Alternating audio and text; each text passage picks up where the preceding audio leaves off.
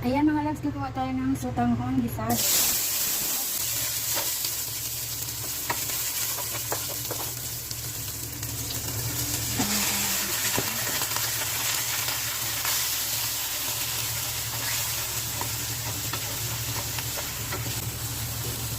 Black pepper at saka seasoning, chicken cubes.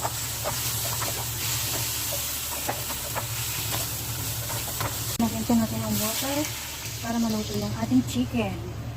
Hanggang maluto, lagyan natin ng tuyo para mag-absorb yung lasa sa loob ng chicken. Ang ginamit ko guys na tuyo is yung sweet soy sauce. Ayan o.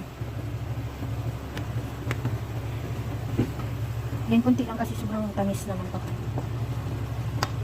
And guys, nilagay na natin yung ating carrots at saka yung ating bagyo beans.